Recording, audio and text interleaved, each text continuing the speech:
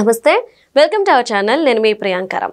అంటే గతంలో చాలామంది అంటున్నది ఏంటి అంటే బీఆర్ఎస్కి వైసీపీకి సంబంధాలు ఉన్నాయి, ఇవి మిత్ర పార్టీలు అని చెప్పేసి అంటూ ఉంటారు.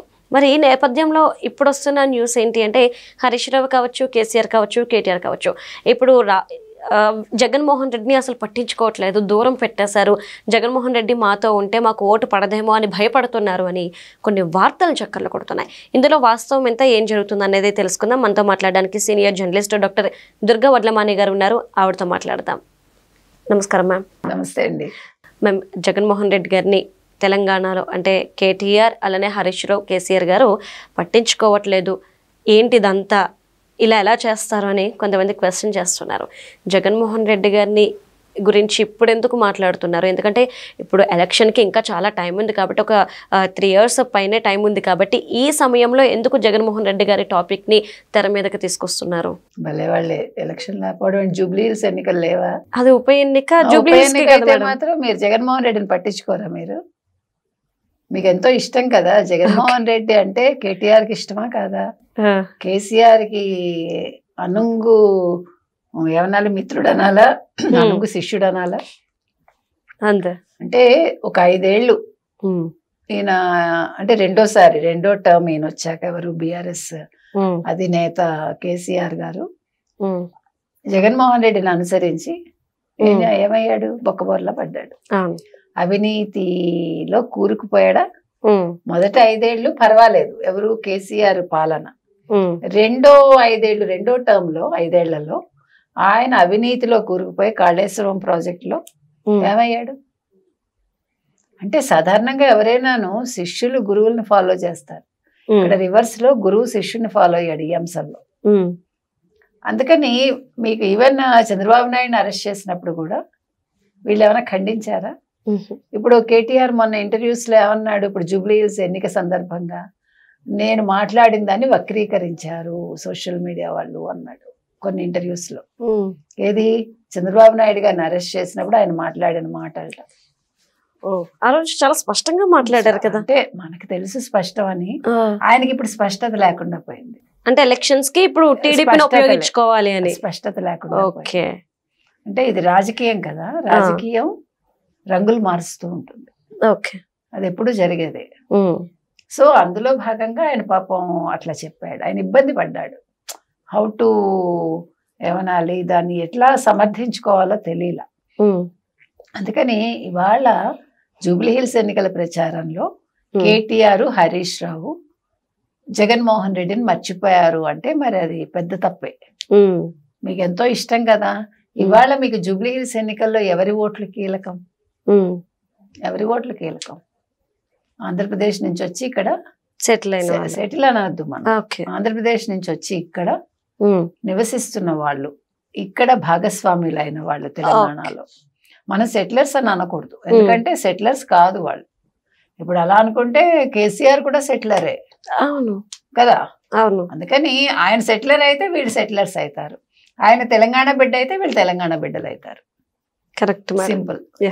అంటే లాజిక్ అనేది ఎవరికైనా ఒకటే వర్తించాలిగా, మీకో రకం నాకో రకం ఉండకూడదు. అందుకని కేసీఆర్ గారి ఫ్యామిలీ ఎలా అయితే వచ్చిందో, వాళ్ళు వచ్చి ఒక 100 సంవత్సరాలు 200 సంవత్సరాలు అయి ఉండొచ్చు. వీళ్ళు వచ్చి ఒక జనరేషన్ 2 generations అంటే మేబీ ఒక 60 ఏళ్ళు 80 ఏళ్ళు 100 ఏళ్ళ నుంచి ఉన్న వాళ్ళు ఉన్నారు. అందుకని నువ్వు అంటే రాజకీయ ప్రయోజనాల కోసం మనం ఒక అంశాన్ని తెర మీదకి తీసుకొచ్చి ఒక 10 ఏళ్ళు దాన్ని బేస్ చేసుకుని బతికేసి ఇవాళ అది లేదు అని చెప్పడానికి మీరు ప్రయత్నిస్తున్నారు. ఎందుకని? ఒక ఎలక్షన్ కోసం. మీకు అర్థమైందా ఇప్పుడు? అయితే మీరు అడగచ్చు, జగన్మోహన్ రెడ్డిని ఎందుకు ప్రస్తావించాలండి అని. జగన్మోహన్ రెడ్డిని ఎందుకు ప్రస్తావించాలంటే, జగన్మోహన్ రెడ్డి ముఖ్యమంత్రిగా పనిచేశారు, ఇక్కడ రెడ్ల ఓట్లు కూడా ఉంటాయి తెలంగాణలో. సో తెలంగాణలో ఉండే ఆంధ్రప్రదేశ్ నుంచి వచ్చి ఇక్కడ నివసిస్తున్న రెడ్లని మరి పట్టించుకోవాలి కదండి. మరి జగన్మోహన్ రెడ్డి పేరు చెప్తే గానీ ఓట్లు పడవు కదా అని మీరు అడగచ్చు. కానీ వాళ్ళకి జగన్మోహన్ రెడ్డికి సంబంధం ఉంటుందని నేను అనుకోవట్లా. ఎందుకంటే ఇక్కడ ఉండే రెడ్లు ఎవరు కూడా జగన్మోహన్ రెడ్డి పేరు చెప్తేనో జగన్మోహన్ రెడ్డి మొహం చూస్తేనో ఓటేస్తారని నేను అనుకోవట్లే. ఇక్కడ ఉన్న వాళ్ళందరూ కూడా చంద్రబాబు నాయుడు పేరు చెప్తేనే ఓట్లు పడతాయి. అందుకని వాళ్ళు మాట మార్చారు. ఎవరు కేటీఆర్ కావచ్చు, మరొకళ్ళు కావచ్చు.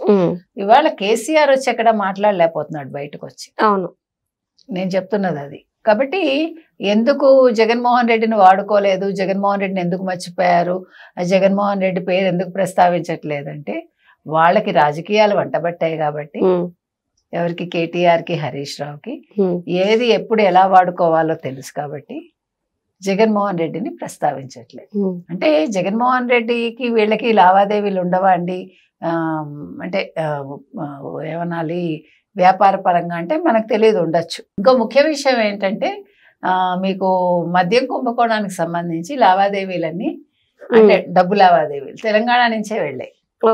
మీకు గుర్తుంటే, అంటే లావాదేవీలు లేకుండా ఎందుకుంటాయి? వీళ్ళకి తెలియకుండా ఆంధ్రప్రదేశ్కి డబ్బులు వెళ్ళిపోవుగా, వెళ్ళలేవుగా. అంటే అందరికీ అన్నీ తెలుసు, ఎవరికి ఏమీ తెలియదు. బయటికి ఏమీ తెలియదు, లోపల అందరికీ తెలుసు, అన్ని జరుగుతూ ఉంటాయి. ఎవరికి ఎప్పుడు ఏం కావాలో చేసుకుంటూ ఉంటారు. అందుకని ఇవాళ జగన్మోహన్ రెడ్డి గారి పేరు ప్రస్తావించకపోయినా పర్వాలేదు అని కేటీఆర్, హరీష్ రావు నిర్ణయించుకుని ఉండొచ్చు. ఇప్పుడు వాళ్ళు గెలుస్తారా అనేది ఒక డౌట్ గా ఉంది.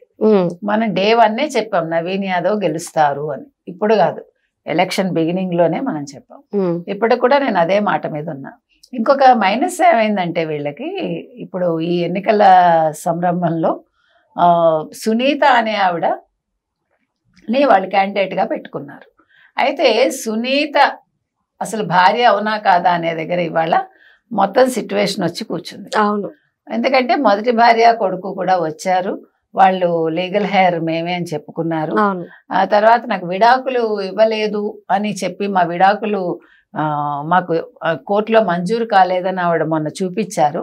అయితే అది ఎప్పటిదో కాగితం కాబట్టి అది కొంచెం క్లారిటీ లేదని చెప్పి కోర్టు వాయిదా వేసింది 25వ తారీఖు ఎప్పటికో. కాబట్టి అంటే ఇందులో కూడా రాజకీయ కుట్రకోణం ఉందా అని కొంతమంది అన్నారు. సో అది పక్కకి పెడితే ఇవాళ ఆవిడ భార్య కింద లెక్క. తర్వాత ఆవిడకి సంబంధించి అంటే నాకు ఫస్ట్ హ్యాండ్ ఇన్ఫర్మేషన్ ఉంది కాబట్టి మాట్లాడుతున్నా. 2 కేజీల బంగారం ఆవిడ ఏకంగా ఎంతో ఆస్తి వదులుకుని వెళ్ళిపోయింది ఆవిడ, మొదటి భార్య ఆ రోజు. ఆ తర్వాత ఆవిడ ఎవరిని కలవలేదు, ఎవరితో ఏది సంబంధాలు వద్దనుకున్నారు. కాకపోతే ఏంటంటే ఇప్పుడు వాళ్ళ నానమ్మ కావచ్చు, ఆవిడ ఇప్పుడు మన కేసు వేశారు కదా, గోపీనాథ్ గారి తల్లి. సో ఆవిడ కావాలనుకుంది మనవణ్ణి, తర్వాత ఏమో వాళ్ళ తమ్ముడు వజ్రనాథ్ గారు కావాలనుకున్నారు. కాబట్టి వాళ్ళు రమ్మంటేనే ఇవాళ వాళ్ళు వచ్చారు. ఇప్పటికీ ఆవిడకి అంత ఇంట్రెస్ట్ ఏమీ లేదు ఆవిడకి ఫస్ట్ భార్యకి. కాకపోతే కొడుకు కోసం ఆవిడ వచ్చారు, లీగల్ హెయిర్ కోసం. ఎందుకంటే ఆవిడ అతనికి ఫ్యూచర్ కావాలి కదండి. ఇప్పుడు గోపీనాథ్ గారి అబ్బాయిగా అతనికి ఒక గుర్తింపు కావాలిగా. అందుకని ఈవెన్ సునీత గారు కూడా అతనితో టచ్లోకి వెళ్ళింది. తర్వాత చెప్పడం జరిగింది, నువ్వు రా బాబు మాతో ఉండు, కానీ నేను ఆస్తి అయితే నా దగ్గర ఏం లేదు, నేను ఇవ్వలేనని ఆవిడ చెప్పారట. ఇవన్నీ జరిగాయి. కాకపోతే సరే మొత్తం మీద ఏది ఏమైనా ఇవాళ సునీత క్యాండిడేచర్ అనేది ఒక సమస్యాత్మకంగా మారింది బీఆర్ఎస్. 2 అంశాలు వినిపిస్తున్నాయి ఇందులో, ఏది నిజం ఏది అబద్ధం మనకు తెలియదు. ఈవెన్ కవితే చెప్పారు, ఏమని చెప్పారు, 10,000 కోట్ల బినామీ, కేటీఆర్ బినామీ మాగంటి గోపీనాథ్. అందుకని సునీతని ఇవాళ తెర మీదకి తీసుకొచ్చాక ఇప్పుడు ఈ గెలుపు అనేది చాలా ప్రాధాన్యం. ఇప్పుడు సునీత గెలిస్తేనే 10,000 కోట్లు కేటీఆర్కి వస్తుంది అని ఆవిడ చెప్పారు మీరు మొన్న ఈ మధ్యకాలంలో.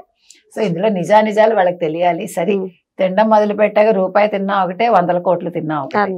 అది ఏమైతుందంటే మీరు ఎంత ఎక్కువ తింటే అంత గొప్ప నేత అవుతున్నారు ఈరోజు. సో దాని గురించి మనం ఇప్పుడు డిస్కషన్ అది కాదు. కానీ మొత్తం మీద ఏది ఏమైనా ఇవాళ జూబ్లీ హిల్స్ ఎన్నికల విషయంలో మనకి జగన్మోహన్ రెడ్డి పేరు అయితే తెర మీదకి రాలేదు, అక్కర్లేదని వాళ్ళు అనుకుని ఉండొచ్చు. అంటే ఆయన పేరు తెస్తే మైనస్ అవుతుందని అనుకున్నారేమో మనకు తెలియదు. సో అందుకని కూడా ప్రస్తావించి ఉండకపోవచ్చు. ఏది ఏమైనా బీఆర్ఎస్ కి జూబ్లీ హిల్స్ ఎన్నిక అనేది అంటే వాళ్ళు ఫర్దర్ గా పార్టీ కొనసాగుతుందా లేదా అనే దానికి ఈ విజయం అనేది చాలా అవసరం అని మాత్రం వాళ్ళు అనుకుంటారు. Right, thank you so much ma'am.